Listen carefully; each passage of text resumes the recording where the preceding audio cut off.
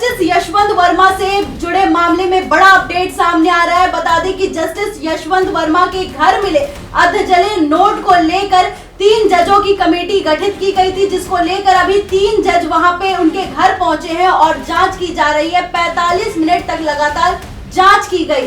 तो कैसा रहा आगे का 45 मिनट, इसकी ज्यादा जानकारी देंगे हमारे सहयोगी नीरज जी। नीरज जी बताएं कैसा रहा। देखिए, जस्टिस वर्मा को लेकर के एक कमेटी का गठन किया गया था और उस कमेटी के जो 3 जज हैं, प्रमुख जज हैं, तीनों अलग अलग हाई कोर्ट के चीफ जस्टिस हैं, वो उन लोगों को यह जिम्मेदारी दी गई है इसकी जांच के लिए। और उसी जिम्मेदारी के तहत वो लोग जस्टिस यशवंत वर्मा के सरकारी घर, जहां पर अधजले नोट मिले थे और जहां से भारी मात्रा में नोट मिलने की खबर आई थी, वहां ये लोग पहुंचे और करीब 45 मिनट तक वहां अलग अलग कमरों में जाकर के जांच की गई। खास बात यह है मुस्कान कि ये तीनों जस्टिस जो हैं ये उस रूम में भी गए जहां पर अधजले नोट मिले थे। ये सबसे इम्पॉर्टेंट पॉइंट है और वहां जाकर के हालात का मुआयना भी किया है। बेसिकली आपको बता दें कि ये 3 जो जज हैं ये पंजाब एवं हरियाणा उच्च न्यायालय के मुख्य न्यायाधीश जस्टिस शील नागू, हिमाचल प्रदेश उच्च न्यायालय के मुख्य न्यायाधीश न्यायमूर्ति GS संधावालिया और कर्नाटक उच्च न्यायालय के न्यायाधीश अनु शिवरामन हैं। ये तीनों जो हैं जस्टिस यशवंत वर्मा के सरकारी घर पहुंचे और जाकर के जांच की।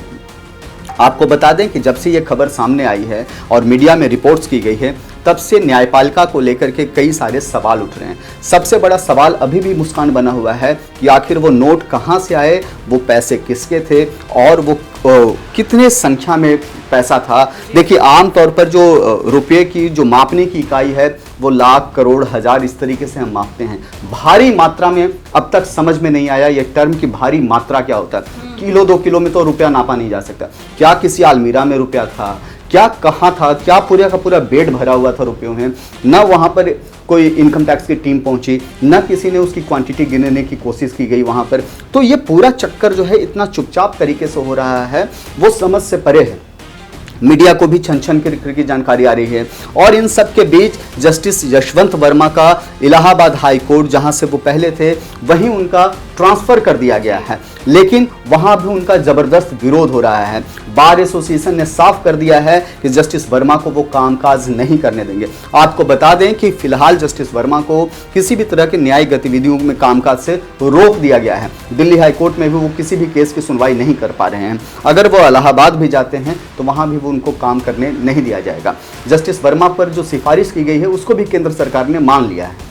अभी जो जस्टिस वर्मा पे एक बड़ा अपडेट आ रहा है कि उनको वापस इलाहाबाद हाई कोर्ट भेज दिया गया, तो आपको क्या लगता है नीरज जी, बस इतनी ही सजा होनी चाहिए? ना कोई CBI की रेड पड़ी, ना कोई और ED पहुंचा वहां पे। अगर यही कोई नेता होते, विपक्ष के नेता होते या कोई आम जनता होते जिनके घर पे इतना कैश मिलता, तो उस पर क्या कार्रवाई होती? देखिए, जस्टिस यशवंत वर्मा को लेकर के अलग अलग थ्योरी सामने आ रही है, कुछ समझ में अभी नहीं आ रहा है। सबसे बड़ी बात है मुस्कान, जैसा हमने पहले बताया कि यही क्लियर नहीं है कि कैश कितना मिला।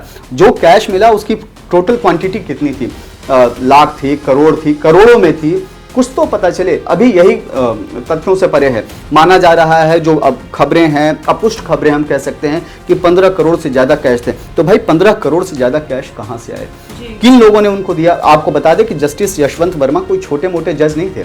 दिल्ली हाई कोर्ट में वो 2nd नंबर के जज थे। मजेदार बात यह है कि कॉलेजियम के भी पार्ट वो थे।